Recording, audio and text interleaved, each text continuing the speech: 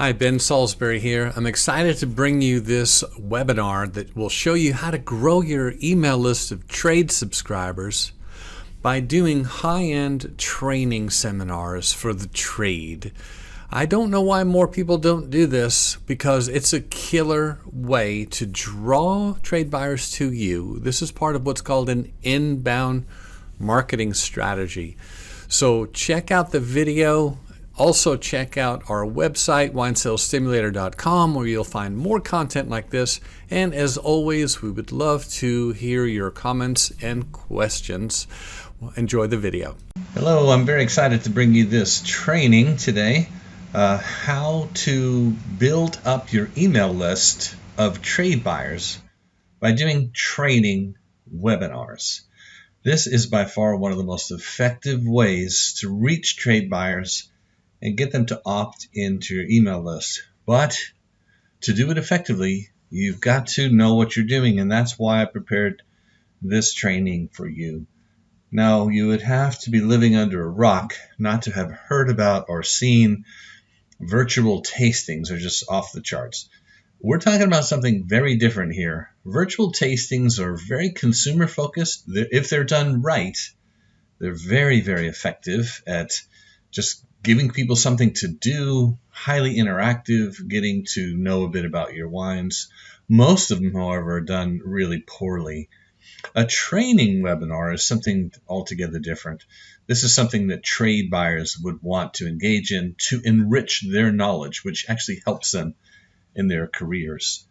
There's not a lot of people doing training webinars aimed at the trade, and so it's an exciting way to differentiate yourself while you're growing your list. If you're not already subscribed to this blog, this is Amber LeBeau at Spit Bucket. I am a huge fan of hers. I read everything she puts out. She wrote this article, which I encourage you to read, called How Can We Make Virtual Wine Tastings Less Sucky? And she goes on to talk about how she just pretty much makes a long list of all the things that are wrong with these things. So it'd be really good for you to read this and avoid a lot of the things that she's talking about. Being boring is probably the number one thing you want to avoid, and I've got some great tips for you to keep from being boring. And I love this comment about long-term versus short-term because we're not really trying to promote our products here. We're trying to add value to a business relationship. That's why we want to offer some amazing training. There is no question that trade buyers want knowledge. I used to be a trade buyer, so I really understand this.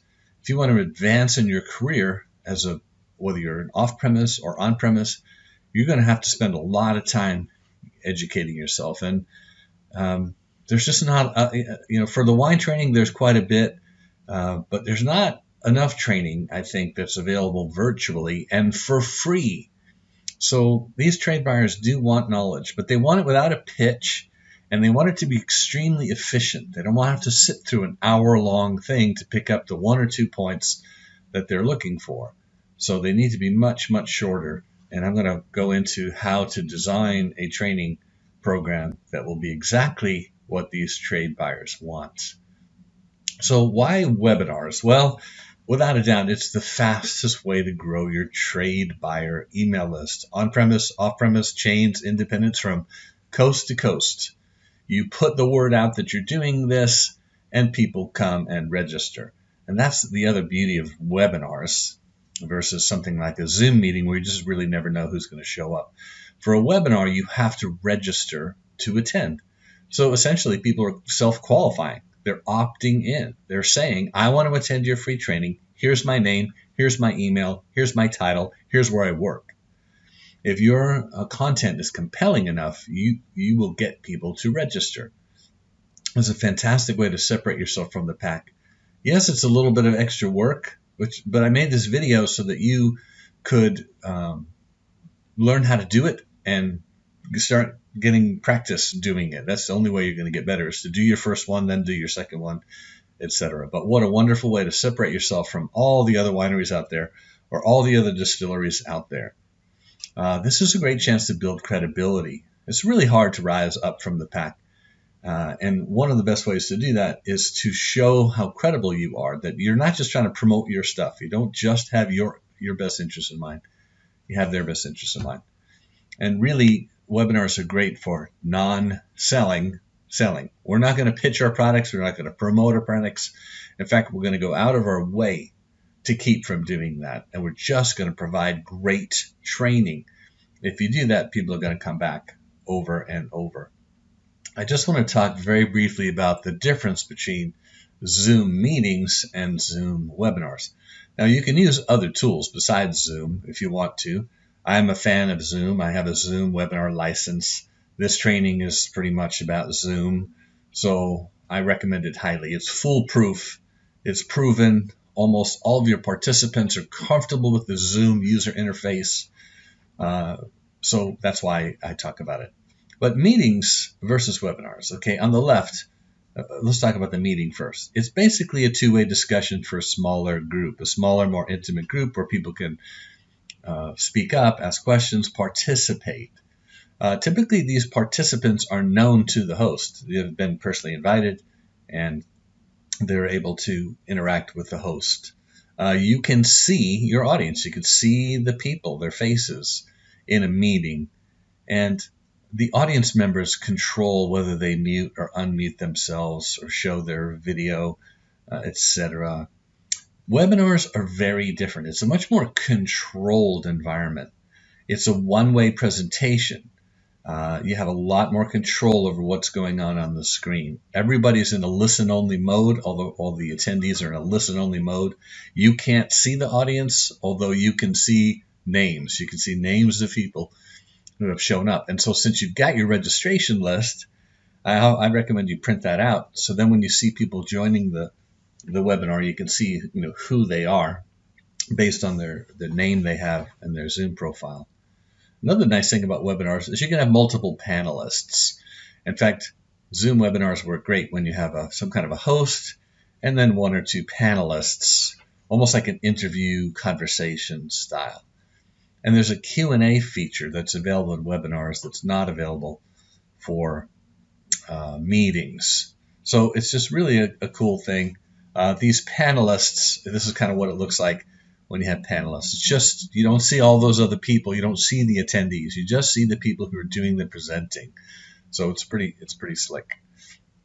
Now, you do need a webinar license. We'll talk about this in a second. But I want to go through some best practices. This is really, really important. And I want to camp out here for just a bit because the difference between a successful webinar and one that nobody's ever going to want to attend again has a lot to do with these 7 things. So first of all, you got to plan for a very short, very concise, packed with value webinar. In a minute, I'm going to show you a suggested time frame of how to put together your webinar. And you need to stick to it because there are so many 1 hour, hour and 15 minute, hour and a half webinars. People just don't have time for that. But if you come with a very short, value-packed webinar, people are going to sign up again. They're going to come back for more. You cannot be boring, which means you got to keep it moving. You got to move along quickly. You don't have to talk quickly. You just have to move from topic to topic. And the more webinars you watch, you see how boring, incredibly boring they are. And the main reason they're just so slow and plodding. Now, the third best practice is they need to be very educational. And I'm talking about really challenging stuff. This is what would attract a trade buyer. They don't need the basics. They don't need to be walked through a boring sequence of facts that they already know and have known for some time. They want to be challenged. They want to learn something. So give them something really meaty that they can sink their teeth into. And I've got a couple of more comments about this later.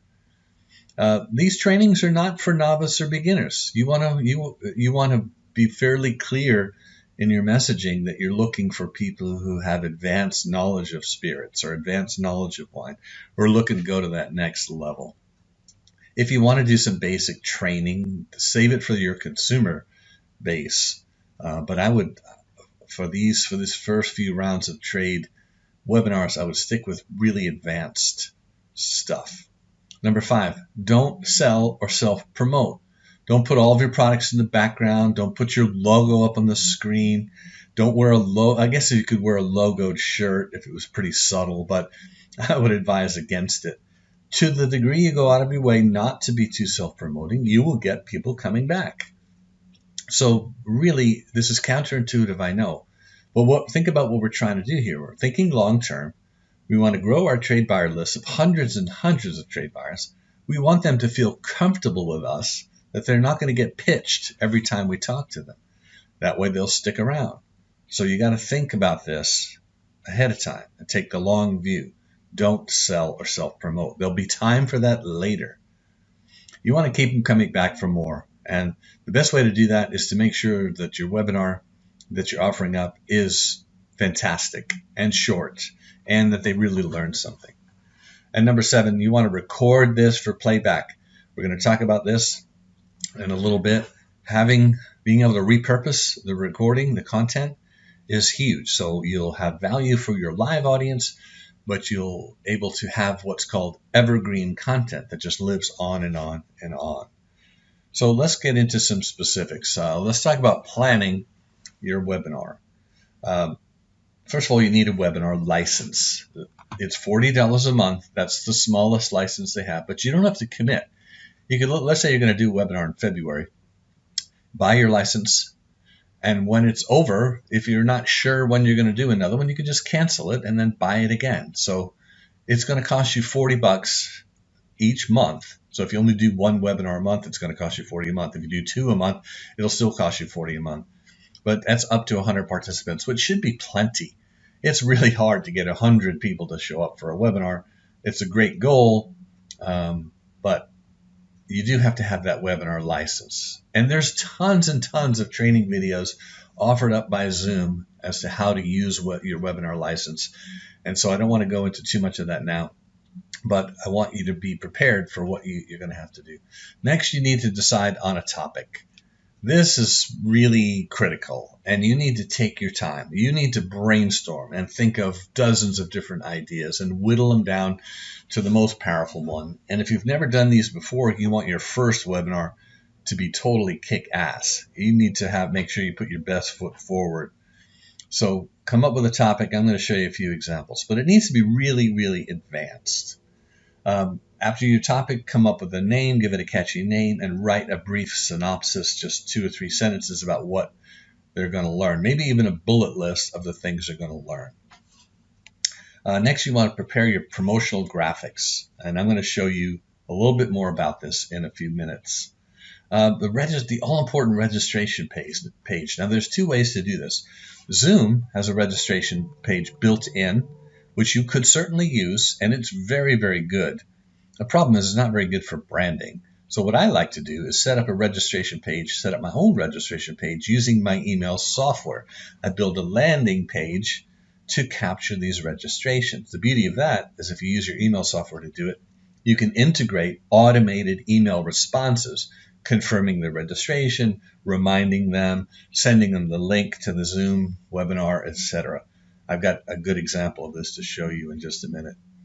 You want to provide as much detail as possible on your registration page. If you have 100 people visit your registration page and 25 of them fill it out, that's a 25% conversion. So the key to conversions is providing that detail, and I'm going to show you an example. Now, once that's set up, you're going to get a link to the registration page, and you use that link in all of your promotion. You just drive a ton of traffic to the landing page using that link. It's pretty cool. Then you want to set up your auto email series where you share the link, you set up some reminders. I've got a little schedule that I'm going to show you how to do this. And then you want to do some research. I mean, I would really get out there and watch a whole bunch of other webinars. You don't have to watch the whole thing. Just as many examples as you can put in front of yourself. You're going to see what works and what doesn't, and it'll give you ideas that you might want to incorporate for yours. So do not proceed with your first webinar without watching a whole bunch of other people's webinars. And I've got some suggestions of where you might start your research. So this is how you plan for one. It's nothing crazy. Anyone can do this. I hope that it's helpful to you to have a little checklist of what you need to do to plan. Now, let's talk about promoting your webinar. It's going to be tempting for you to start promoting 2 weeks, 3 weeks, a month in advance. Do not do it. People just don't live their lives that far in advance. And you want to create some urgency and some impulse behavior. Doing something 3 weeks in advance isn't very impulsive. You want people to act impulsively, so you wait. Seven would be ideal. 7 or 8 days, depending on the day of the week that you're doing it. Don't promote it or talk about it until you get into that 10-day window. It's really hard to do, believe me. You want to create your promo graphics. Keep it simple. You don't need to break a pick on this. I've got an example of how to do it, and I just use this same process over and over. But here's the thing. You want to drive as much traffic as possible to the registration page through all types of different means. Your own email list, your website, your Facebook ads. You want to run some Facebook ads, that's great. Organic posts. And ask everyone you know to share the link with their social network. So you want to just get the word out. If you've got a compelling topic and a compelling description and a beautiful landing page for high conversions, then promoting it and getting the word out is actually fun. But this is how you're going to get the most people. Your email. A lot of people are going to come from your email list, so don't forget. Just send a little announcement with that graphic I'm about to show you and the link to register. So click here to register. That's what the link is. It's a registration link. Click here to register. Click here to register. Click the link to register. Click the link in our bio to register. You just want to go. When you get inside that 7-day window, you'll promote the heck out of your webinar. And keep this in mind. Typically, for every 100 people who register, you're going to get about 30 to 35 that show up live. It's statistically accurate that 1/3 of the people who register actually show up live. The other 2/3 will probably watch the recording.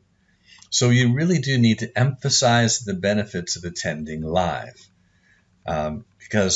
And the way you do that is you talk about the ability to ask questions, to interact with other attendees in the chat, in your promotional stuff, in your emails and on your posts.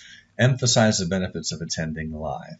You want to push as many people to the live webinar as you can, knowing full well that people who don't show up can still watch it in the recording. But you don't want to over promote that, because then everybody's just going to wait for the recording. So this is key to emphasize those benefits.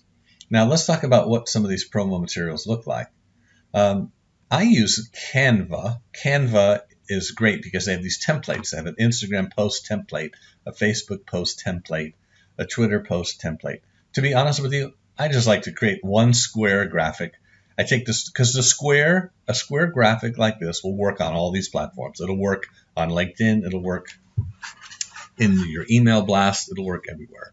So create an image and make this image, use it yourself, make this image available to all of your friends to promote it. So let's say I'm doing a Whiskey Pro Series free webinar, and my topic is size and shape of the still, a serious training for serious whiskey buyers. We're going to go deep, deep, deep into why the size and the shape of the still is very important depending on what kind of product you're trying to produce. And this could be very interesting. I'm planning to get real technical. I'm going to have just a few images. I'm not going to do a lot of PowerPoints. But anyway, this is my promotional piece. It has all the information you need. It's free. Here's the date and time. Here's the content, blah, blah, blah. In the post, though, down in the post, you'll say, click here to register. So I don't put click here to register on this because I don't want people clicking on this image thinking that will take them to the registration page. Now, if you're feeling fancy, you can certainly do that. But keep this simple, okay? Keep it very, very simple. It's in the body of the description or the caption. You put click the link to register. But you can create this square graphic and use it all kinds of places. So it's really not that hard. This took me maybe 1 minute. I grabbed a picture of a still, I took out Canva, I made sure it was square. This really doesn't take very long at all. So let's now talk about targeting. Because once you've settled on a topic and you've created your promotional graphics and you've set up your registration page, which I'm going to show you, I've got some more details on your registration page, your landing page. But let's talk about targeting, because when you start running Facebook ads, you're going to want to target cold audiences. You can target your warm ones too, but they're already on your list. Hopefully your warm audience is already on your list. So this is one of the beauties of doing these webinars, is you convert cold traffic into warm traffic. Now on the right, this is an example of using the Audience Insights tool on Facebook. I have a great video on how to use the Audience Insights tool. So if you want that video, just send me a quick email and I'll get you the link to it. But this is an example of some of the results that I've done using the Audience Insights tool. And some of these interests, like James Beard, sommelier, Court of Master Sommeliers, wine searcher, these are only going to be relevant to trade people. So when you use those interests in your ads, you're going to get your ad in front of a lot of trade people. So that's one of our little hacks, one of our secret sauce of targeting cold audiences. Another are custom audiences from customer lists and lookalikes. So if you've got a trade buyer list that has first name, last name, email address, and maybe company, you can upload that to Facebook, save it as a custom audience, create lookalikes, and start running your ads. Now I have other resources that dive deep into how to do this. So let me know if you don't know how to do this, and we'll point you in the right direction. And what if you don't have a customer list of your own? Well, you can just use one of ours. We'll upload our customer list to your Facebook ad account and run the lookalikes from it. Facebook doesn't really care the source. What they're looking at the customer list and they're seeing, well, what do all these people have in common? Oh, look, they're buyers for the wine and spirits industry. So if you already have a business relationship with us, where if we're already helping you with your digital advertising and marketing, we'll show you how to do all this stuff. But I wanted you to understand that cold audiences are what we're after. This is one of the most effective ways to convert cold traffic into warm traffic, because once they get on your email list, now we can nurture that relationship and turn them into warm audience. So I realize that at this point you might be getting a little overwhelmed. That's why I made this video. You can pause it, go have a cup of coffee, come back and watch the rest. You can rewind it and watch it again. I just wanted to put everything into one place for you. So that said, let's move on and talk about executing the actual webinar. You really want to, if you can, I would utilize some kind of an experienced host or an MC. And somebody on our team at Salisbury Creative Group could probably do this for you. We have several people who would make great hosts who are quite knowledgeable about wine or spirits. And it's kind of nice because it takes some of the pressure off of you. Your host would be in charge of the tech. Your host would be in charge of making sure the webinar goes off without a hitch. If you're feeling pretty comfortable with Zoom, you can do it yourself. But just keep that in mind as an option to have a host or an MC. It takes a lot of pressure off. You want to make sure your camera, your microphone, your lighting, and your background is optimized. Now, don't go out and spend a bunch of money. A Logitech HD camera like this, which is exactly what I use, is very cheap. It's like less than $100. I think it's $50-$60. It's so much better than the built-in camera that comes with your computer. So if you don't do anything else, get yourself an external camera. If you're using a laptop, you do not want to use the microphone that is built into your laptop. It's terrible. And it really only works if you get your mouth right up to it. So you have two options. You can buy an inexpensive external mic, or if you're an iPhone user, just take your iPhone earbuds and plug it into the side of your laptop. It makes a huge difference on the sound quality. And don't be afraid about people being on screen with those white wires hanging out of your ears. Some people who make millions of dollars a year doing this, that's what they do, because it allows them to hear and speak really clearly. So that's a really inexpensive hack. Lighting, just make sure your back lighting isn't too intense. Don't have an open window at your back. Try to face a window. If you have to, ring lights are very inexpensive and it lights up the front of your face. But make sure you're aware of the background. when you go start watching other people's webinars, you'll see some really bad lighting examples. And just be aware of your background. You don't need to spend any money. Just take out the clutter. Make sure that, if your golf clubs are stuck in the corner of the room and you really don't want that in there, just move them. But be aware of your background. This will go a long way towards the quality of your webinar. Plus, it removes distraction. Bad microphones, bad cameras are distracting, and you don't want that distraction. When you create a Zoom, when you schedule a Zoom webinar in Zoom, there's a checkbox that says Enable Practice Session, and you should check that box because it allows you to kind of just test out all this stuff before the crowd shows up. So that's a good idea to do. Now, if you're using a moderator or a host, you don't need to worry about that. You want to be prepared to moderate the chat and the Q&A, so go to your Zoom video training and make sure you're aware. I've done a lot of these, and some people leave their questions in the chat, some leave it in the Q&A. The big difference is that when you put it in the chat, everyone who's attending the webinar can see the question. If they put it in the Q&A, only the host can see the question. But as the host, you don't care if they put their questions here or here. You just want to get their questions. But you need to be familiar, and you need to check them both when you're in the middle of the webinar. Just keep an eye on the clock. Man, the time goes by fast. So I put this little grid down at the bottom here. You want 5 minutes for welcome intro, 30 minutes, no more, 30 minutes for the actual training. You're going to have to practice. You're going to have to rehearse. Do not go beyond 30 minutes, maybe 35, but that's it. So you got to put a timer on your desk, put a stopwatch on your desk. When you start to get near the end of those 30 minutes, you need to wrap it up, even if you're not done.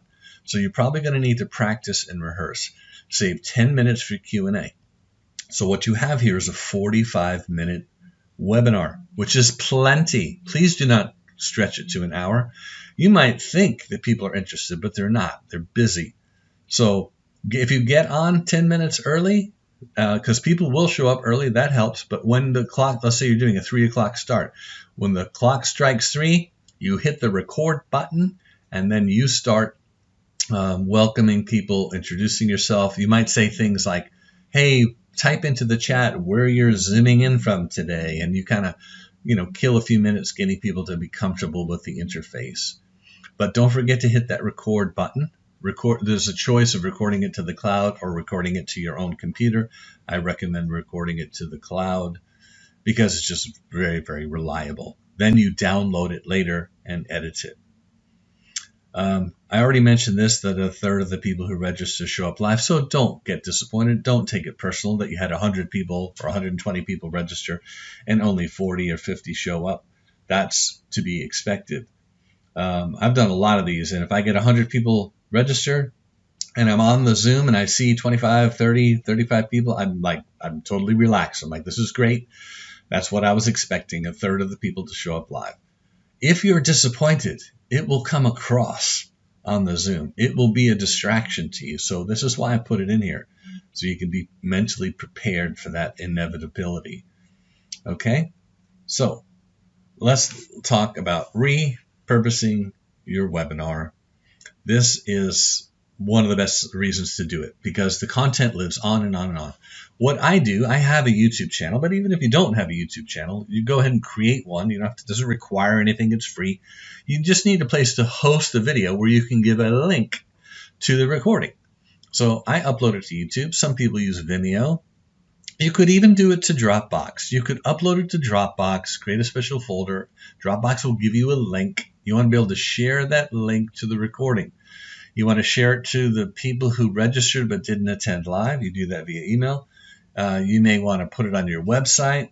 There's lots of things you can do to get people to go watch the recording.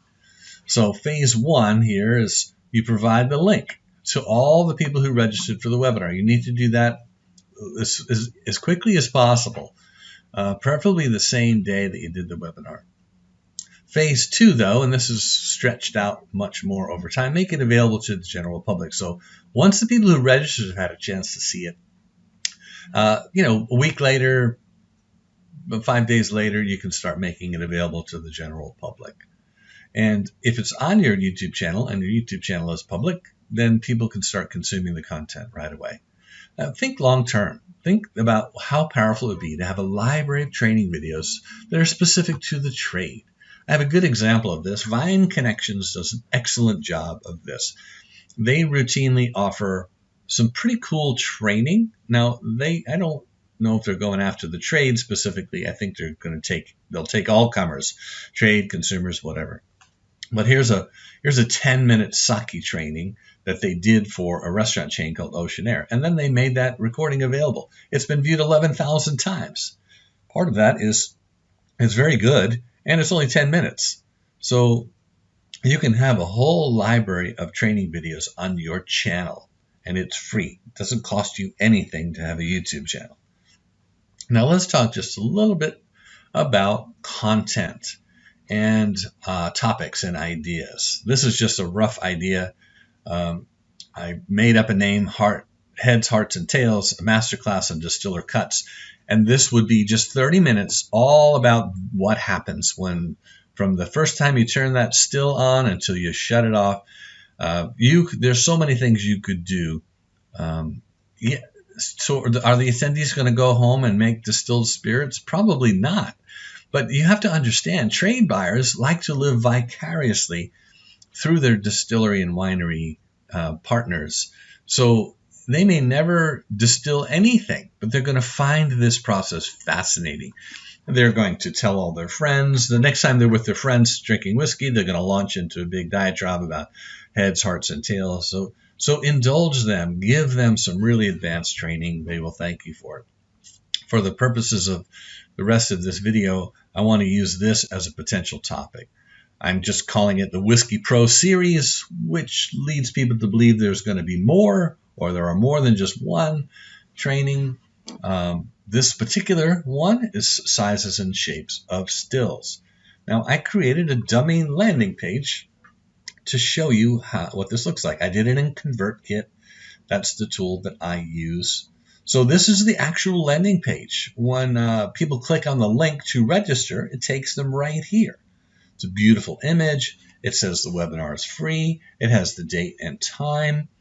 And then it has a little information. Here's what you'll learn. What are the different types of stills? What effect does the size and shape of the still have on the character of the spirit? Which factors have a major influence? Which ones have a minor influence? And which ones don't matter at all? Examples used by some of the biggest names in whiskey. So that could be really fun. So pot still versus column still, the shape of the pot still, the material used to make. It's a highly technical training. That's what you want it to be. They click here they don't see this, but they'll see register, save your spot. When they click the button, register and save your spot, it opens up the registration form. They fill in their email address, first name, last name, title, company name, and look at all the great data you can get from your registrations. This is the number one reason to do training webinars, because you get all this great information. And they have to fill it out if they want to register. Otherwise, they're not going to get to see the recording. They're not going to participate. So this is a beautiful thing. Put together a compelling program, advertise it, get it out there. Make sure it's very explicit that you're targeting professionals in the industry, and they will register. It is very, very fun to see trade buyers' registration just kind of rolling in. It's very, very fun. Now, this time, after they filled out the form and they hit register, in your email software, whether you're using ConvertKit, MailChimp, Constant Contact, HubSpot, something else, you want to set it up so that when they hit that register button, they get tagged. In this case, I would create a tag called shape and size of stills, and then I would be able to keep track of all the people who registered. Because from there, I want to subscribe them to an automated email series. So right away, they're going to get a registration verification via email. Thank you for registering. Here's the link. Mark your calendar.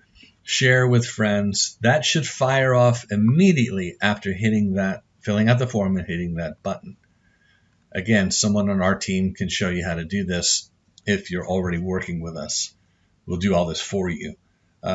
Then you want to have a reminder go out automatically. You schedule it to go out 3 days prior to the event. Then a second reminder on the morning of the webinar. Now I like to do a third one, which is literally an hour before, or even right just minutes before the webinar. I have an email template that says, "We're live, where are you?" And you'd just be shocked how many people will jump on because you're taking advantage of that spur of the moment thing. And then later, when your recording is edited and uploaded to YouTube and you're ready to share a link to the recording to everyone who registered, you want to do that via email. So I know this is a lot of information, but having it in a video like this where you can replay it and watch it again should help. I really hope this helps you win with webinars. It's a fantastic way to build up your email list of trade buyers. And as always, we will be standing by to help if you need us.